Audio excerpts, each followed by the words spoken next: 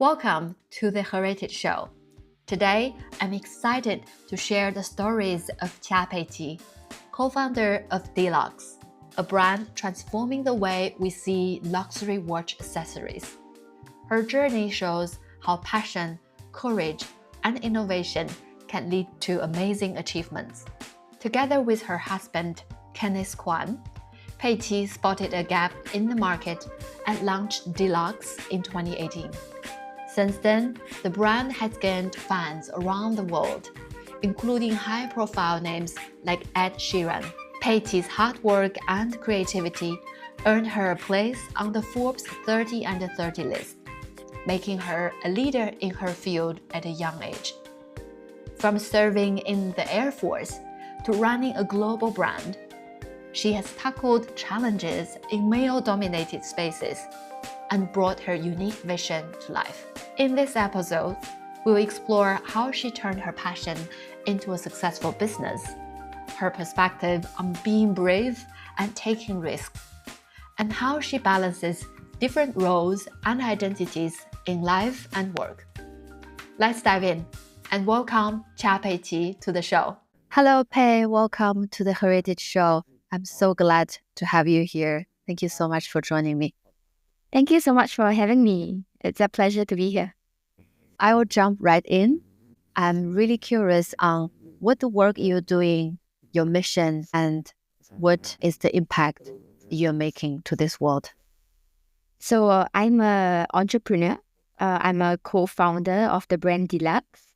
We're a watch straps and accessories brand. So our goal when we started a brand is to make strap changing a lifestyle. So make it accessible to everybody. And then it's not something that you just buy when you have a broken strap. It's something that you can match to your lifestyle, to what you're wearing, to allow you to express yourself in different ways. So it's actually a passion project that turned into a full-time career for me. Right. Yeah, I've heard this story from connecting your passion to the successful business nowadays. Could you walk through those experience or this process? How do you transform the passion project into Delugs today? So my husband and I were co-founders of the brand. We initially started wanting to pick up a hobby together, and we wanted to do something crafty. But at the same time, maybe he wasn't really good at painting or drawing. That wasn't something that he was very interested in. So we thought, why not find something a little bit more, or I thought leather crafting was a little bit more masculine. But at the same time, it's still something I enjoy. Something you can make with your hands. You start with raw material, but then it transforms it into something practical and something useful. So that was how we started picking up the craft. And then along the way, we didn't think that it would be our full-time career, but I guess we saw gaps in the market, and then people liked our products as well. And eventually it grew and grew, and it became a full-time business. Wow, that's very impressive. From what I heard from you, a few important pieces I picked up. One component was really about how to use passion as a way to lead to something perhaps more.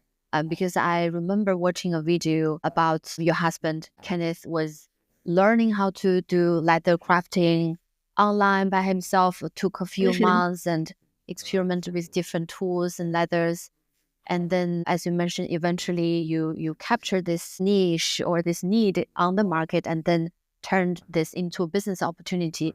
Often I hear from people I work with or my friends, a lot of women especially, they love to develop their passion. They love to find perhaps new passion in life. But sometimes they find it difficult to perhaps connect a passion into something might bring more deeper meaning of business opportunity together. Could you share some perspective on this?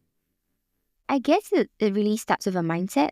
For me, I think when we started, I was someone who kind of drew a very clear line between passion and work. My husband was actually selling some of his projects on the side. So he was doing some for his own. He was doing some commission projects as well. For me, it was a little challenging. So I'm not sure if it's a lady thing or it's just like to me. But I was worried that if I made it too transactional, then I would lose the passion in what I'm Right. doing. So if I started selling leather products, then maybe I may not find the joy in crafting anymore. So I think that was my worry. But I think it's really trying to find a middle ground, or when we translate it to a business, I think it's finding what might excite me in building it into a business. Yeah. So for me, I think I enjoy different parts of the business as well, not just the crafting component. And I think we should be more open-minded in exploring the different aspects of that. So I think once we keep our open mind, open heart, sometimes you may not know what you may find out next or what may interest you next. And it may not just be the craft itself, but it may be like exploring different parts of the business, how operations work, how marketing work, how business development work, how do you build those building blocks, and how do you keep growing the business. Yeah. Yeah, so I think it's kind of like finding a middle ground, finding new paths as well. Interesting. So what I heard from you is passion, interest could be a starting point, and use this as a fuel, as a kind of teaser to lead you to something bigger, something more well-rounded. That's very interesting. Actually, I'm a free diver, so for a period of time, I was considering to become a freediving instructor, but I had exactly the same concern as you mentioned. Oh, what if I become an instructor and every day is about work, is about the logistic itself, about teaching others? What if I will lose my passion to freediving? But then I asked a lot of friends of mine, my instructor, they mentioned something similar as you highlighted. Because once they become instructor, the perspective, the view, the world of freediving actually has been enlarged more than the act itself. It involves also about teaching, about understanding the business side of things. So I think that's definitely make it more of a 360, more holistic area Yeah. to look into. Thank you for Yeah, sharing. sometimes it gives you more levers or like more avenues to also share your passion with others. Sometimes just being involved in the passion itself is hard to share. But when you build it into a business, or like you said, for yourself, being an instructor, sometimes it gives you more ways to kind of share that passion with the world as well. Yeah, wow, that's a very cool insight. I love this. So as now your business has been very successful since 2018, and some of those celebrities like Ed Sheeran had also been a big fan of your watch accessories. I think your passion has been spread out to a bigger world. And could you perhaps share this experience of breaking into this rather saturated, competitive luxury watch accessory world? Mm-hmm. I think it's about, it might seem like a saturated world, but I think it's really about finding or narrowing down to what is the value that we bring. I think we actually spotted that there was a pretty big gap in the market for, let's say, accessible but good quality handcrafted strap that was readily accessible. So something that you wanted right away and with shorter wait time, I think there was nothing quite available in the market. So I wouldn't necessarily say it's very saturated if I narrow it down to that sense. So I think once we figured out what is it that we kind of like, who are our target audience, what exactly is the value that we bring, can we Right. offer something slightly different? Can we make the experience slightly better? Then we are able to kind of differentiate ourselves from other brands in the market that might seem similar to us. Yeah, I love that. You talked about this unique selling proposition, right? Like what is so unique, so different from your competitors? On this point, a lot of people want to start their business, but one of their biggest challenge is, what do I do? Because seems like everything has been done, Everything and has been done before. yes, and how can I find my unique selling proposition? Where is that niche, the market, and that differentiator that can make me or my product unique on this market? Could you share perhaps some exercise or mindset to start with? I guess taking everything in bite-sized pieces might be helpful. So even like brainstorming, definitely market research is important. So any form of homework is definitely important. But also kind of to maybe try out to see if that concept really works and get feedback from people. I think to stay grounded, to hear feedback from people and to see if it really works before investing too heavily into any idea, that would be a more practical approach, I would say. I Yeah. think it seems like everything has been done before, but I guess if you try to maybe focus on a certain niche area or a certain group and think about like how you could do it better, I think as Mm. long as there's improvement, there's changes, I think there's always something that you could find, or a little gap in some of these markets that you could kind of tackle. Yeah. Yeah, so I think it's really down to the details sometimes. There might be a lot of businesses around, but then again, there are also a lot of businesses that haven't really been improving. They've been doing the same thing for a long time. They've been doing the same thing day in and day out. So if you could be a brand that improve with the times or offer something slightly different, I think Mm. that would be a good starting point. Yeah. Yeah, I really like what you mentioned about looking at something that you could do even a little bit better. Like you, in your brand, I see these components offer it more affordable options, tailored, customized in a faster speed. Something even slightly better could put you in a position of advantage. So that's very cool. Thank you. Again, on this topic of creating your brand and starting a new business, have you encountered some obstacles that you didn't imagine? What you learned from those experiences? Um, I think I never really thought that I would be running my own brand. Mm. I've always thought that maybe I would just be working in a big company or in a corporation, doing like a 9 to 5 job. So I never really thought that I'll be running my own brand. I think um definitely there are a lot of like the good sides to it.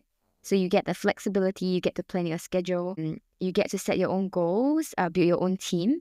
But then I guess there's the other side that many people may not see, which is Mm. I guess it really requires a lot of hard work, and your mind basically doesn't switch off at all because you Yeah. there's no off time, I guess, because you're always Correct. thinking about what's next and what's the next big thing. I think a big challenge for me personally will also be to find balance between that and my family. So I Mm. have a young child, a little toddler. So I Mm. think sometimes finding the balance can be a little tricky as a young mom. So I think that is something that I struggle with, and I think a lot of women struggle with as well. Right. On this one, actually, something I've heard so many clients of mine also highlighted, especially most of them are women.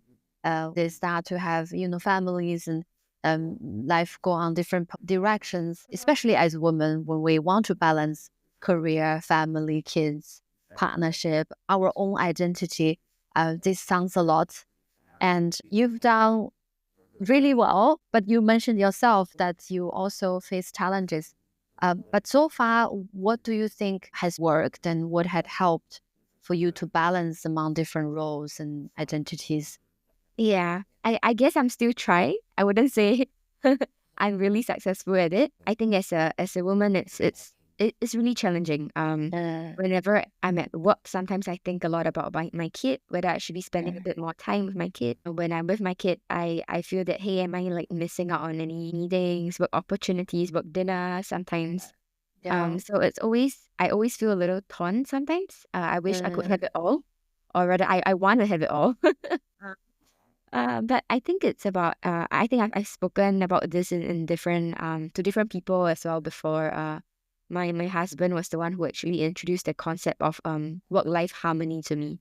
So he mm, told me that, instead of always seeing it a little bit more in a pessimistic way of like if I'm giving my all in one way, I'm kind of losing out on the other. Why not uh, see it as it's just harmony, right? Not so much of a balance, but uh, harmony, and the line doesn't have to be so clean. uh, Um, I think that opened up my mind a lot. I really mean it when I say that. So like sometimes when I'm with my kid and if I have like a good business idea, I let myself enjoy that moment, think about it Yeah. for a little while, maybe write it down. When I'm at work and I do miss my kid a little bit, I'll take the time. I might look at his photos, videos. I might give him a call. I think sometimes it's more of an internal struggle than external. When I ask people, like, how do you think I'm doing as a mom? I ask my husband, how do you think I'm doing as a mom? Most of the time, they would give really encouraging comments, but it's more internally about how I feel. So I think it's about managing that expectation from ourselves and being able to rationalize it in a way. Yeah, I hear you. And I really love this concept of work-life harmony.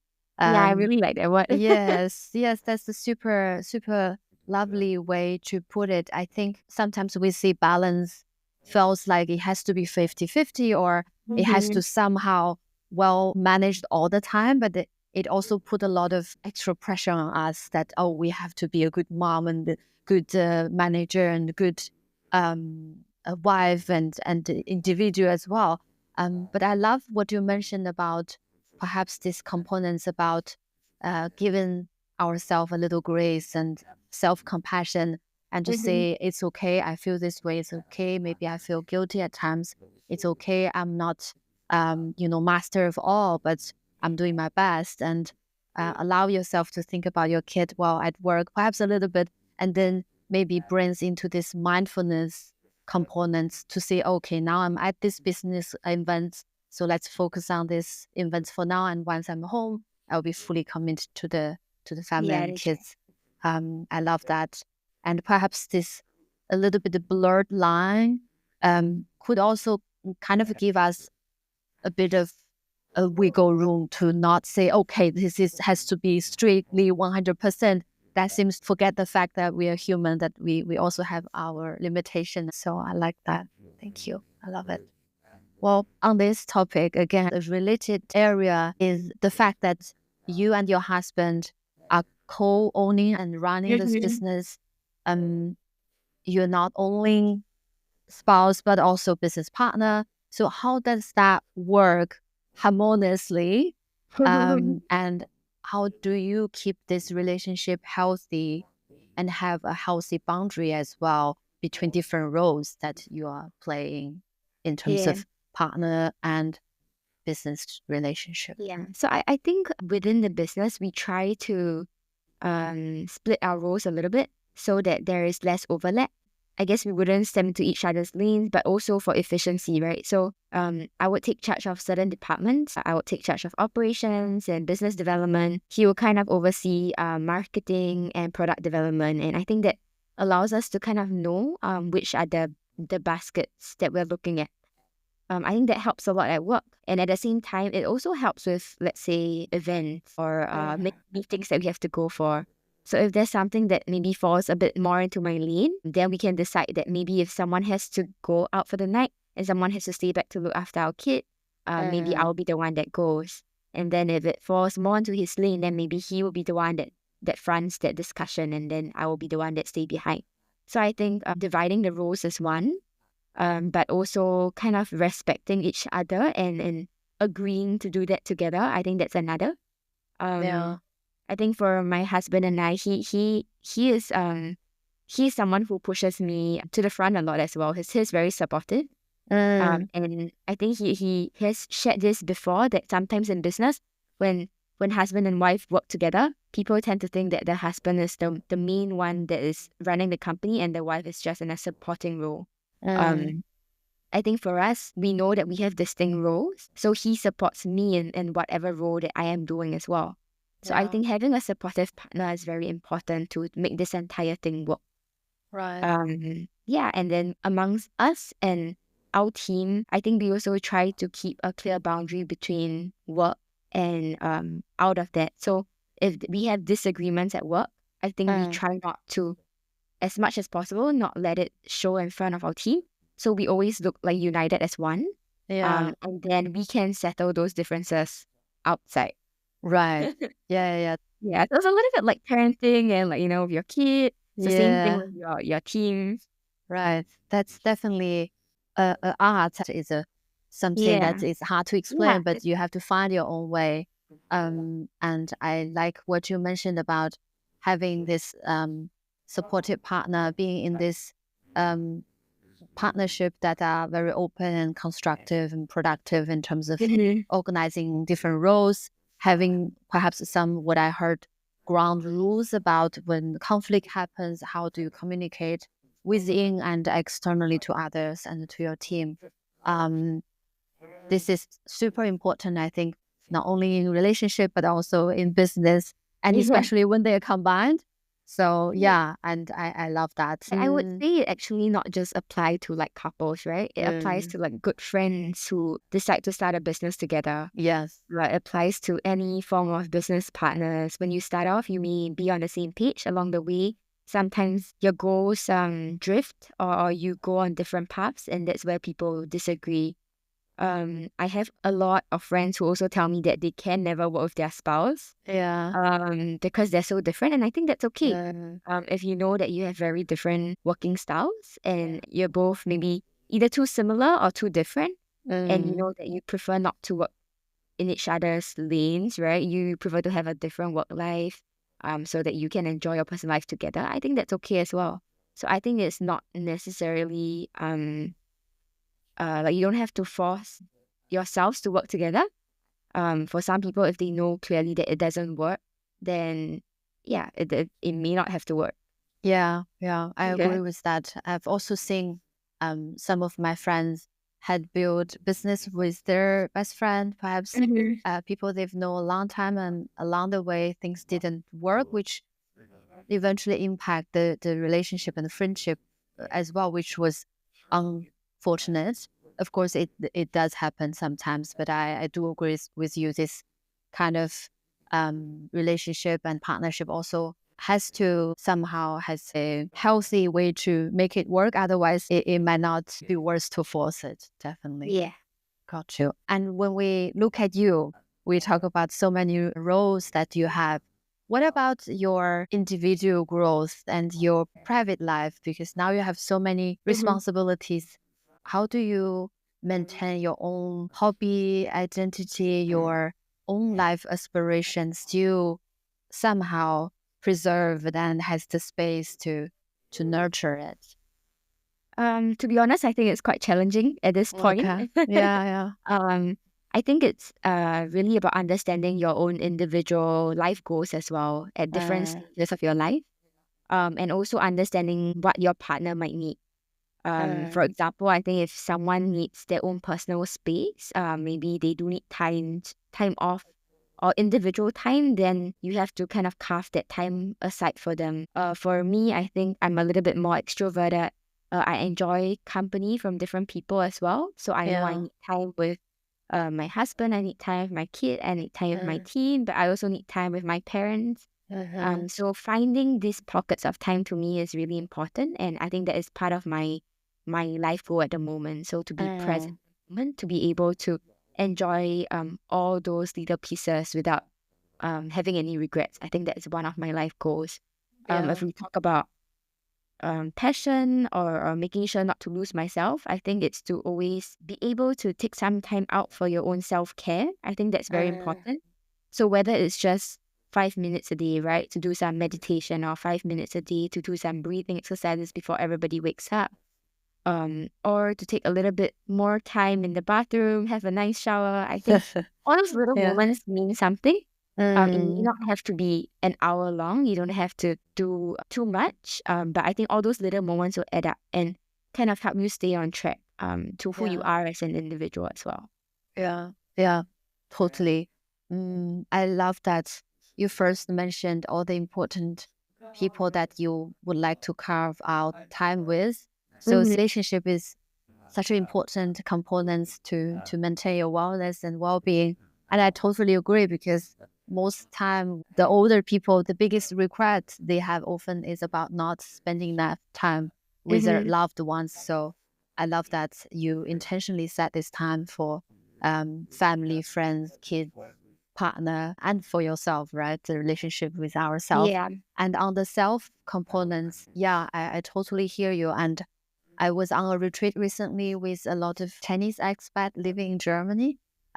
Most of them were women, and some were even like single parents, like raising kids by themselves, which can be really challenging, right? Like you mentioned, literally had no time for yourself. So one of the questions they ask is, how can I find time? Like I wake up, the first thing is to, take care of my kid and feed them and clean them. And then I sleep, everything was still about them. So I definitely hear the challenge. But as you mentioned, I think maybe even just 5 minutes, even just a small ritual that you can do to feel like you are investing in yourself, you are caring for yourself, because otherwise you cannot show up for people that are important for you as Yeah. well. I think sometimes people forget that the little pockets of time make a difference. I think often when we think about what is our passion, maybe we think that I have a certain hobby and that takes up maybe 3 hours every week. Maybe I love doing yoga and I want to do it every day and now I can't. And then that is taken away from me. But I think like if you see it in a different way, if you see that, oh, I have that maybe 10 minutes every day to kind of spend on what I like to do. So maybe I don't have 1 hour a day, but now I have 10 minutes, or I can find maybe 10 minutes in the morning, 10 minutes at night. I think it still adds up to something, and we should still appreciate those little moments added up together. Yeah, love it. Those small steps, those small actions, Mm-hmm. and be a little bit flexible on, not fixed on a specific time or a specific Yeah. commitment could really make a difference. Yeah. Yeah. Thank you for sharing. And I remembered that you had experience living in US for 4 years, Mm-hmm. and I'm really curious about how did that experience shape you as a individual, perhaps in your mindset, in entrepreneurship, in business, and in life as well. Because I also live abroad. A lot of our audience are expats living abroad, so I'm Mm-hmm. curious to know more about that. Yeah, so I spent 4 years in the US mainly because I decided to do college abroad. I think it was the first time that I was so far away from home, which was Singapore. But it really allowed me to be completely independent in a good way and also a challenging way. I think it was good that I was away for a while and put in my out of my comfort zone. So I was forced to kind of in a way survive or make friends, have new experiences and be comfortable with the uncomfortable, I guess. Yeah. I think it really opened up my mind a lot. I think being somewhere different, you meet a lot of people from different backgrounds. So that's one. Different languages, different races, different religions, and very simple things like how people think about issues, how people analyze certain things, how people react can be very different in different cultures. And I think that opened up my mind a lot. It also made me a lot more vocal and I think confident in sharing my perspective, which can be quite different because I feel like I'm Yeah. also value adding from a different perspective. Yeah, so I think it really shaped me to be who I am today. A little bit more adventurous, a little bit bolder, a little bit different from I would say all my peers who didn't have that chance to travel as much or who didn't have that chance to live abroad. Yeah. Love that. I hear a few things that I'm interested to learn more. One is on this part of you mentioned being more vocal and be able to speak up. I think one phenomenon I observe, especially among like Asian women, oftentimes it's difficult for us to express ourselves, Mm-hmm. especially disagree or perhaps express a different opinions or debate. How did you overcome this, or what strategies or practice has been helpful for this? I think sometimes it's really just about kind of just overcoming that mental hurdle of not being afraid to say something. To kind of like just there's like an invisible step in front of me sometimes. Yeah. I think just being able to try to step over that, maybe not being able to say everything I want to say, but maybe a small portion of it, and then start from it could also start from maybe a smaller group setting rather than jump straight to a big group presentation or raising a question in a large community. So I think all those little steps are what are helpful to kind of get started. I think I would say sometimes it's more what you're used to, but it may not necessarily be tied to race or culture. And I think we shouldn't let that limit us, or we shouldn't let that define who we are. Right. Yeah. Absolutely. Yeah. I think that's definitely something I've observed myself. Perhaps I had some cultural influence, also from my family, from my personality. Since I went abroad, start to try things in a bit of a safer environment, perhaps also, like you highlighted, make small steps in like making small risk in a more controlled environment instead of going full on and high speed. So that definitely helps, and absolutely agree with you that this mindset is important, and also this ability to break through this constraint. Doesn't matter it's cultures, race, it's gender. Could definitely help us to let go a little bit of this fear. Yeah, so being bolder definitely is something also I agree with you since I lived abroad. And talking about living abroad, I don't know the reason that you decided came back to Singapore. Have you had any reflection or perhaps insight living abroad, as in how does that influence your identity, how you see yourself? Why not continue living abroad? Yeah, I think for me, I moved back mostly because of career and family. But I think ultimately for me, being close to family is quite a big priority, and having that support system is quite important. I do appreciate both ends of the stick actually. So being abroad, having the freedom to kind of lead my own life, not having basically not having too many constraints or responsibilities is quite freeing sometimes. You can do whatever you want on the weekends, or maybe travel, see the world a little bit, be a bit more spontaneous. But at the same time, I also kind of appreciate being closer to home, being closer to family, being able to spend time with my parents as they age, having that support system as well, knowing that if I need help or I need anything, there is a support system of family and friends readily available. I think that's something that I don't really take for granted, and I really appreciate as well.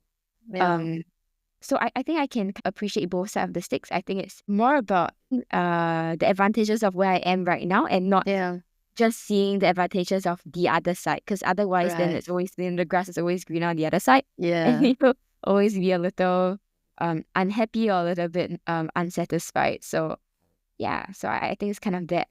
In terms of who I am as a person, I think all my experiences along the way have shaped me to be who I am. I'm quite mindful to not let myself settle into a comfortable zone. So I know that being back to my home country is definitely more comfortable in terms of environment, in terms of familiarity, but I try not to let that define me in a way. So try not to let myself be too comfortable. And always challenging myself. So like right now, I think running the business is definitely a challenging component. Taking a career path that is slightly different from the norm. I think many of my friends don't really go down the entrepreneur path. Many people tend to stay in their jobs or professions and just in the ladder.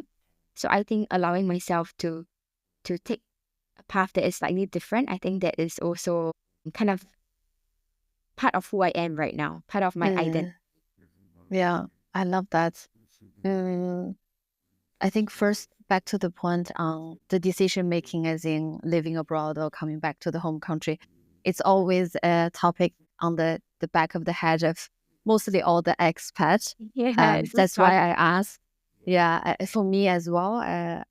In the last few years, I had this somehow calling of reconnect and reconcile with my roots. That's why I have this heritage show and this kind of polarities, and at the same Yeah. time, it's very interesting. I don't have an answer yet myself, but I'm happy to hear your perspective, especially on the part of being happy of where you are right now and Yeah. appreciate what you have.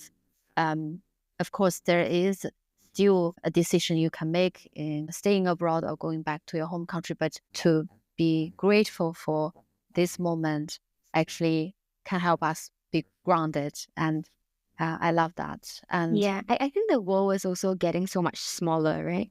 The world is so much more connected. Traveling is much, much easier. You can fly to different places within a day nowadays, or like within a day or two, you're in a completely different country. It's a lot more connected as well. So sometimes you don't feel too far away from your friends or from your family. Video calls, virtual meetings, I think that really pulls everybody in a lot closer. And it's a lot less scary in a way. Even yeah, if you're traveling alone, you don't feel quite alone anymore. yeah, Yeah, so true, I think the world is changing as well, and sometimes the idea of home or belonging can be quite different today as well. Um, right, I think in the past maybe it's very clear that maybe you grew up in a certain place and there is home, but today sometimes it changes based on the stage of life that you're at or what you're exploring. I guess it's possible to find a home elsewhere as well. yeah, So it can be quite different. right.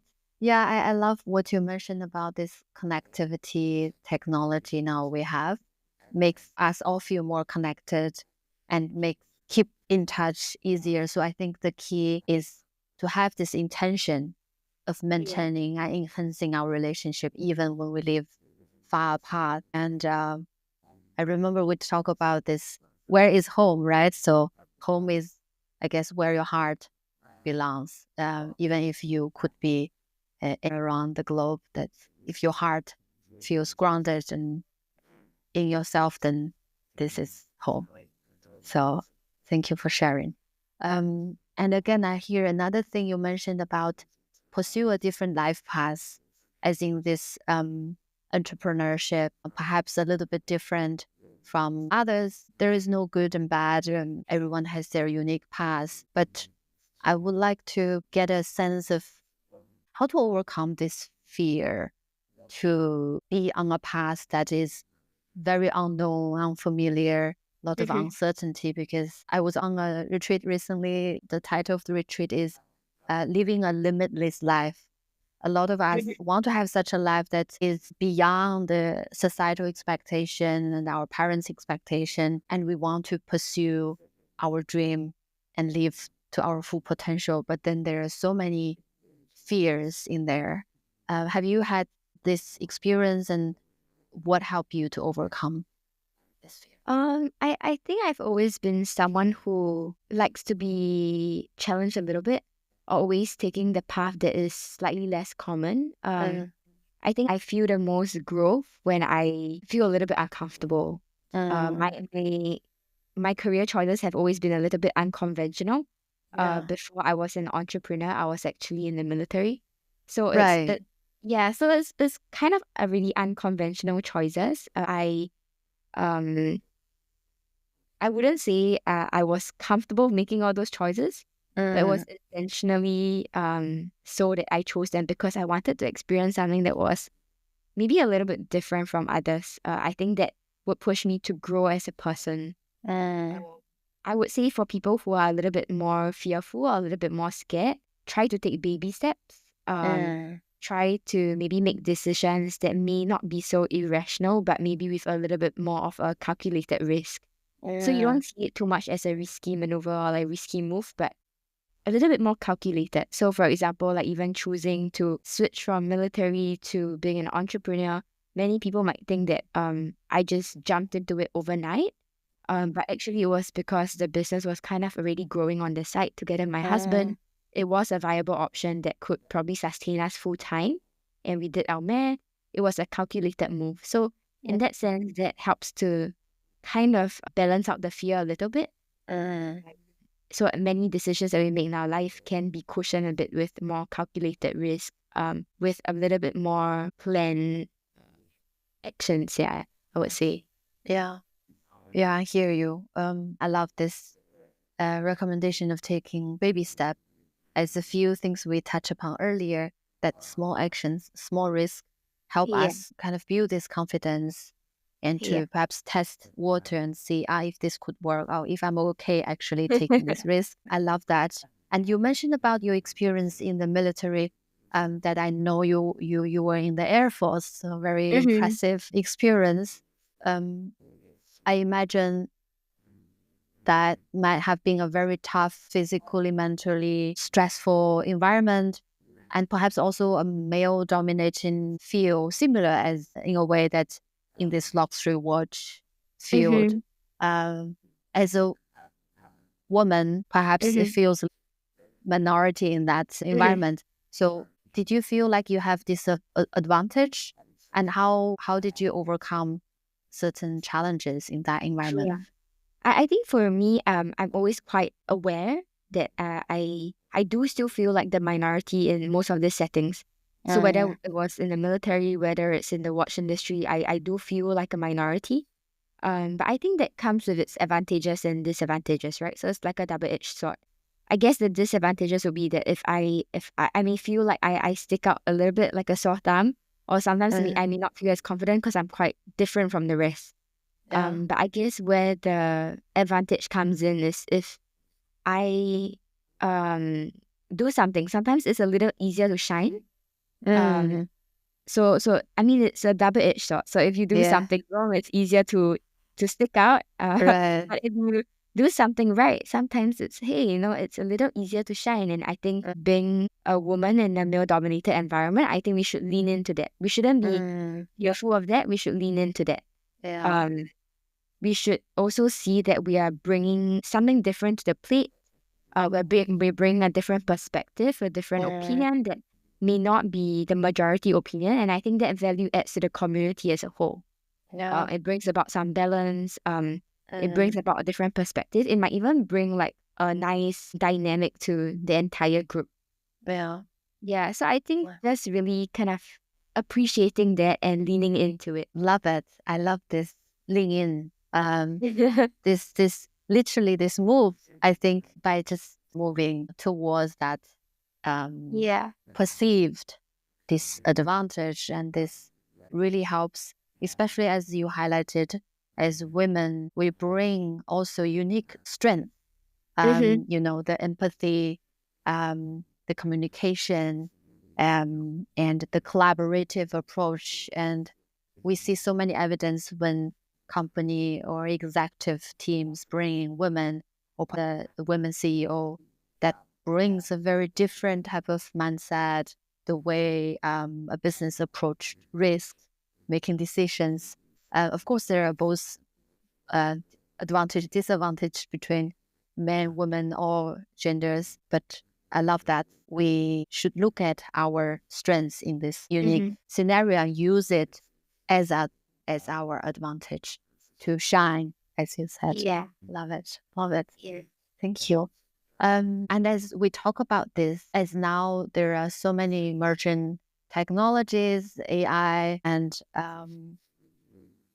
I actually don't know how this connect to the luxury watch field, but I envision perhaps there are a lot of innovation would happen in this wearable device or these components related to the watch industry. And how do you see this technology's development could impact your brand? What do you think that means for your company? Any major change and ideas that you have to embrace this future? I think I would say the watch accessory space hasn't really been touched for a long time. Whether it's leather straps, rubber straps, fabric straps, I think the space has been quite traditional. Many brands that have been in the space in a long time what I would say are kind of like heritage brands, or they've been here for many years. We're one of the, I would say, like new players to the market. I think that allows us to bring a different, a fresher perspective to the watch accessory space. We want to introduce more people to watch straps. We want to widen the audience for that. We want people to not just think of it as a replacement, but also a way to express themselves and a way that they can kind of personalize or customize. I think when I think about technology, maybe not so much AI or something so advanced like that, but I think just that concept of innovation or the concept of improvement, I guess. I think those are things that we embrace a lot in our brand. So we not just want to bring products that are already available in the market, but could we do something slightly different, right? Even something as simple as a strap, people might think like, how can you innovate? It's something so simple. I think we have in the past couple of years, we have made changes to the buckles. We have introduced different concepts of a cut to size rubber strap, where it fits onto your wrist very, very nicely and seamlessly, and it fits all wrist size, you know. I think we've done little things like that to show people that, hey, you know, you can still innovate in this space and bring something different to the plate. I think in our world today, I wouldn't say just the luxury watch space or the watch accessories world or the e-commerce world. I think just in general, I think for a brand to survive, I think you need to have constant improvement, right? The only constant is change, and we need to have that. Otherwise, at some point, you'll be irrelevant, or people just don't see things are moving so fast. You have to keep up the times. You have to bring value to people.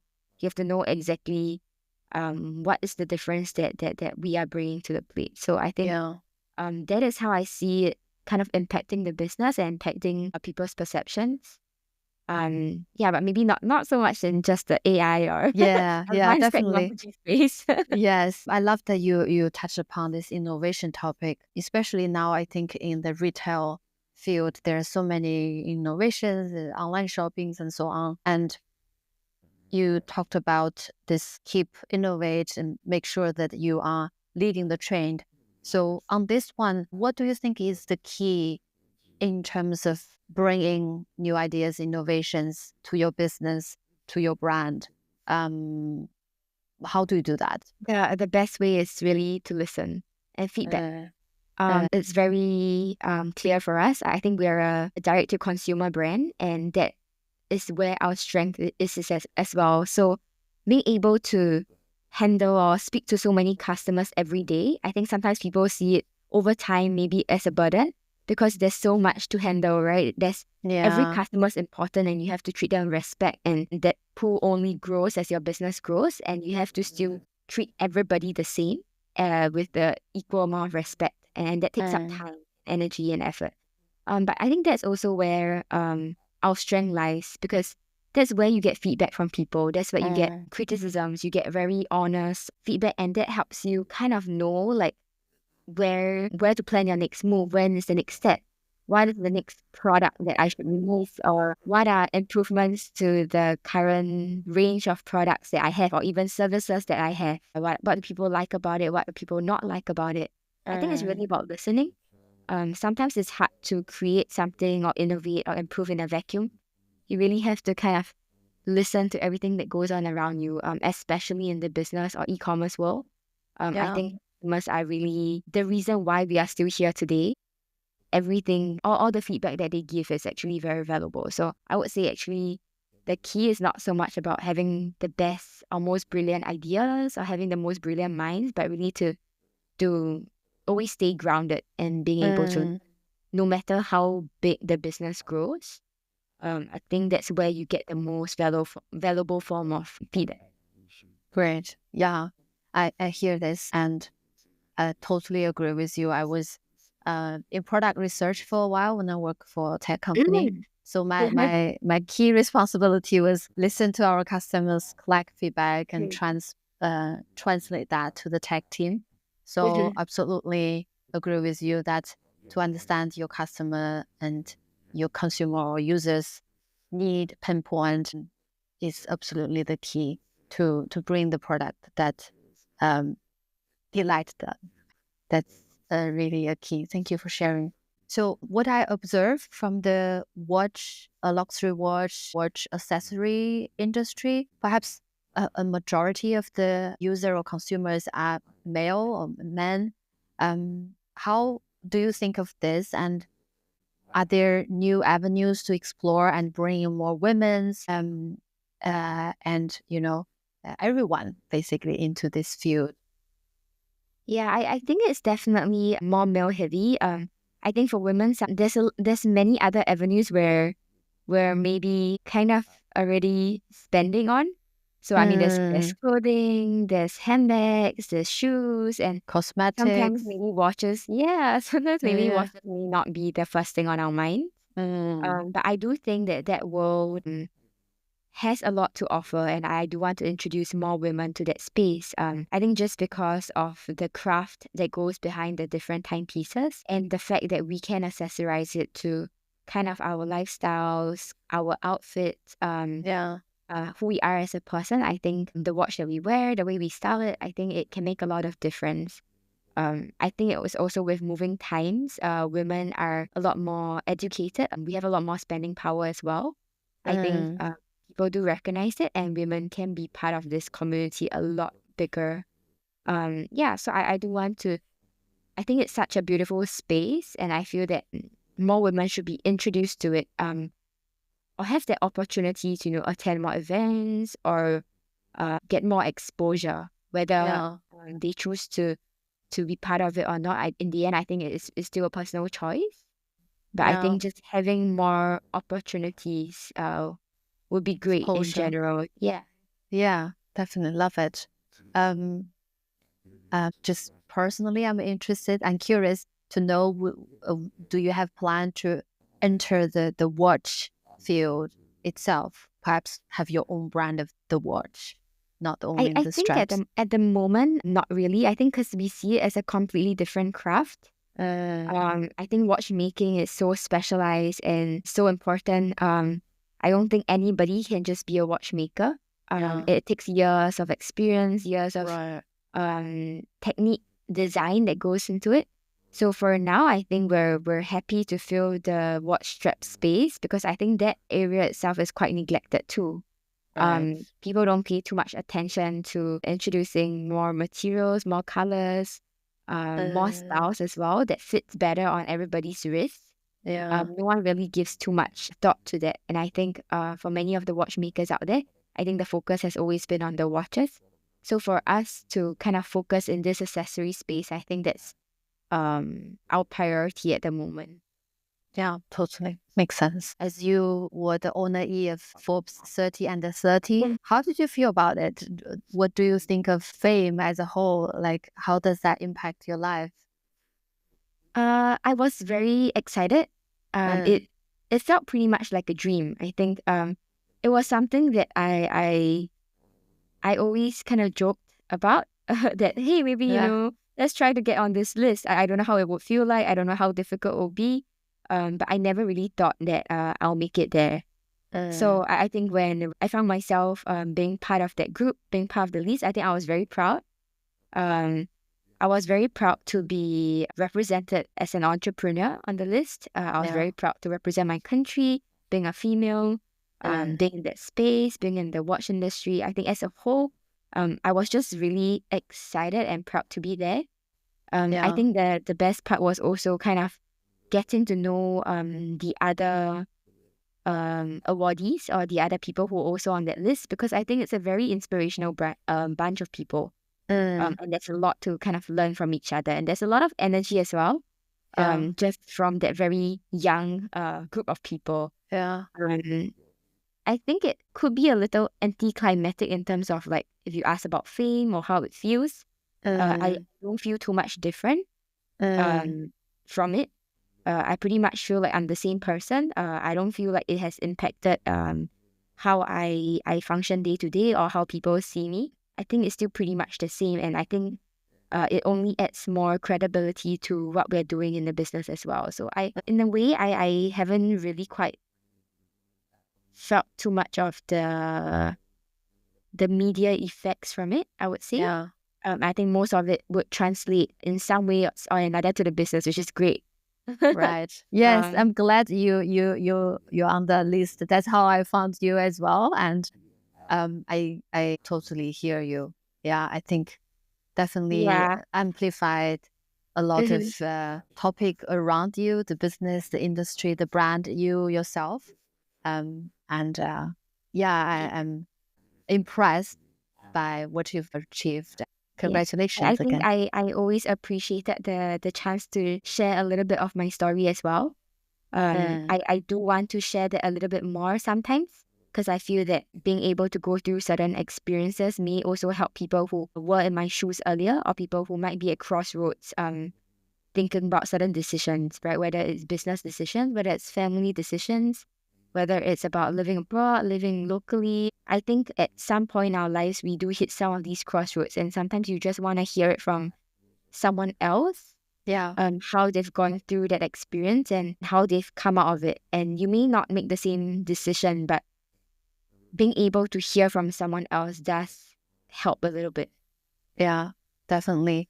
And I absolutely loved our conversation today because not only I understood much better how you transform the passion to a successful business, but also get to know you much deeper and better as a woman, as an entrepreneur, Mm-hmm. as a mom, as a partner. I think exactly as you mentioned, oftentimes we just need to hear that we're not alone, or Mm-hmm. this is a path that I envision. Perhaps I can do it because someone also has done it, and Pei has been through similar challenges. And this is such a humble moment, but also a touching moment for me and a lot more to realize that we might not have all the answers as we Mm-hmm. discussed a lot of things we also still exploring and learning ourselves,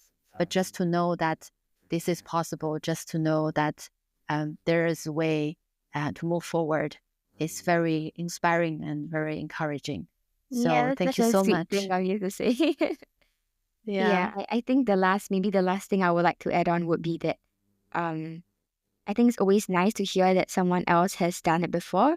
But I think if you Uh, find yourself in a position where you're gonna make a decision or you're gonna do something that you feel like no one else has done before, a nice way to think about it could be that if I take that step, maybe it might help someone else who's planning to do it after me.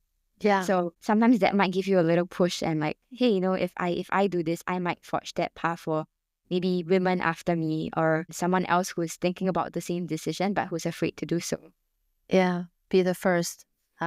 Yeah. Be brave to be the first. Thank you. Thank you so much. I don't know if this is the one last insight, but I still love to ask if there is one final insight of wisdom you want our audience to take away from this conversation. What would that be? I think not to be overwhelmed by our own expectations. So Uh, really, I think this has been repeated through our entire conversation, but to take yeah. things one step at a time. Um, I always draw it back to the days where I go hiking. Uh, I tend to be quite overwhelmed sometimes, or I will yeah. see like the path ahead of me or that mountain I need to climb, and I'm like, I don't think I can do it. Like maybe I should turn back now. But then always get a lot of encouragement from my partner, from my friends, and they would say, just one step at a time, and before you know it, Uh, you're up there already, or you've already passed that mountain, and you don't even know it. And when you look back, then only when you look back, you'll see how far you've come. So I think it's really about the baby steps and knowing that it will add up to something. So just yeah. keep focusing on putting one foot in front of another. And then, yeah, take time to pause as well, look back, appreciate how far you've come, and remember to celebrate that. Yeah. Absolutely. Love it. I think it's important for us to have a vision, but also it's even more essential to focus the next step in front of us and enjoy the journey along the way. So thank you for this Thank you wonderful so much, Ling. insight. Thank you so much, Pei. And where can people connect and learn more about you and also Deluxe? So you can go to our website, so deluxe.com, delugs.com. We also have We're also present on Instagram. So that's another avenue where you can kind of look for us as well. We're always ready to connect. So follow us, drop us a message, give a shout out, and we're happy to connect over there. Yeah, thank you for sharing. I will leave all those information in the show notes, and I wish you successful business and wonderful 2025 and beyond. And I look forward to connect with you again. Thank you so much, Pei. Thank you so much, Ling. Cool. Thank you. Thank you for joining us for this empowering conversation with Chia Pei Qi. Her story reminds us of the power of pursuing passions, taking bold steps, and creating space for innovation in any industry. If you enjoyed this episode, don't forget to subscribe to The Heritage Show on your favorite podcast platform and leave a comment. Let me know who else you'd like me to invite to the show. Share this episode with someone who needs a little inspiration to follow their dreams or embrace their unique path. Thank you for tuning in, and see you next time.